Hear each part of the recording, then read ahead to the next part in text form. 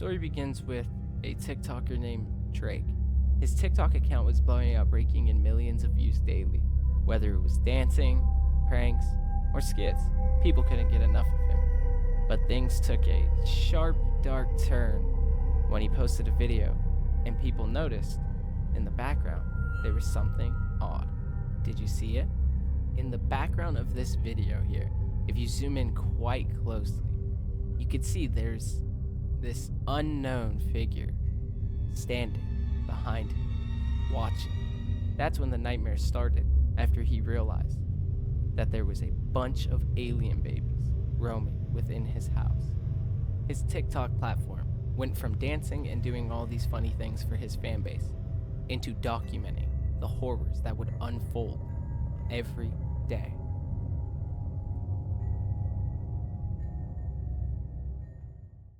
This story was submitted by user Gromit.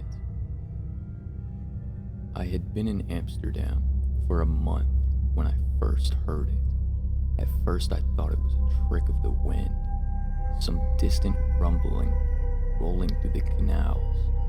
But as the nights passed, I realized it wasn't the wind. It was snoring, deep, uneven, drawn from lungs long since emptied. Everyone in town knew about Jen, the late wife of an old man who lived in a small crumbling apartment near the Jordan. She had passed years ago, yet her presence never left. On quiet nights, the whole city could hear her breathing, snoring as if she were still asleep beside her husband. I didn't believe it until I stayed in that apartment. The snoring was relentless, rattling the walls like the pulse of something enormous. It wasn't coming from any room, not even from the bed.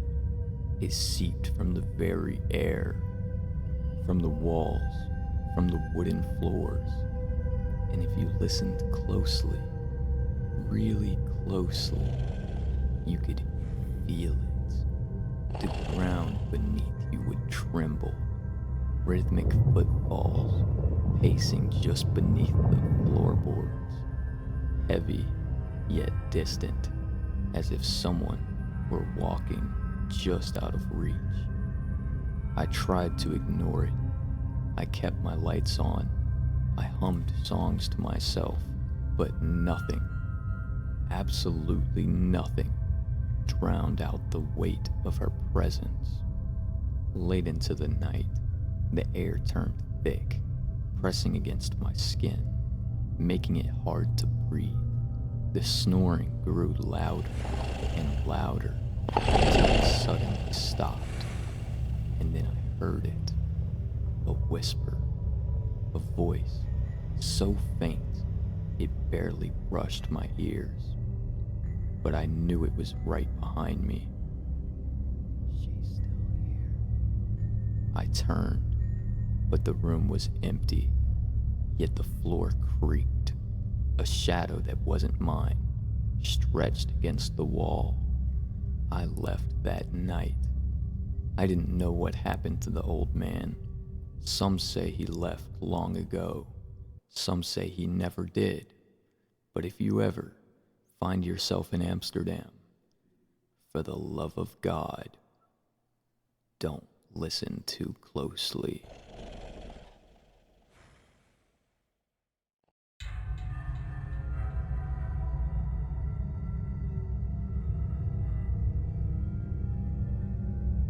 Locals speak of Eris, or Eric, a man who once lived at the end of McLennan Avenue, unable to finish a sentence, not by choice, but because something wouldn't let him. His words would catch in his throat, his writing would vanish from the page, and silence would consume his thoughts.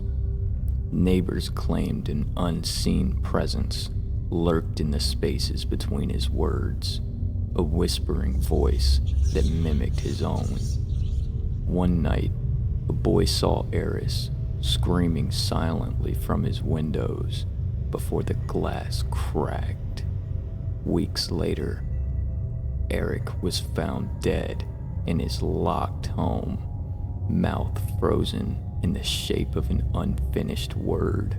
Though his house is gone, the air still feels wrong, and if you listen closely at night, you might hear his voice, still stuttering, trying to finish what it had started. I was like, bro, your artist literally argues with children on Instagram Live.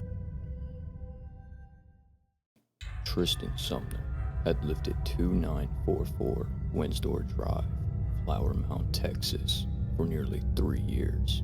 The house was nothing remarkable except for the dark, shadowy figure that haunted it. The Flower Mound Phantom. Counter number 1. The vape shop haunting. Tristan worked the late shift at a local vape shop in a dimly lit strip mall. The job was simple, but ever since moving to Windsor Drive, eerie occurrences followed him to work.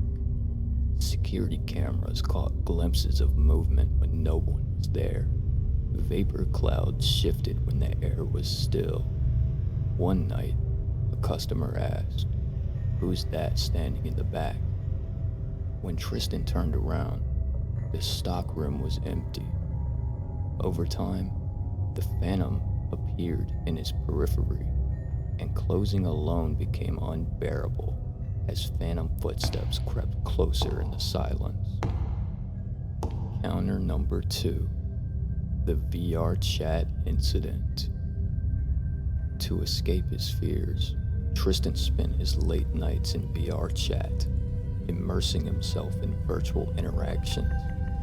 One night, during an intimate virtual rendezvous with a minor, a strange static interrupted his headset. His avatar stopped moving, but not by his control. The screen flickered. Then, his VR hand started moving on her own. Panicked, he tore off the headset. His room was pitch black.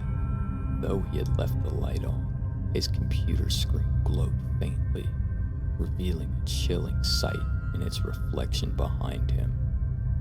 A silhouette. The Flower Mound Phantom. It stood unnaturally still, its head tilted at an unnatural angle. He couldn't breathe. The light flickered back on, then it was gone. The never-ending haunting. Tristan no longer doubted the phantom's existence. It followed him from work at the vape shop to home with his grandmother, lurking in the darkest corners, waiting.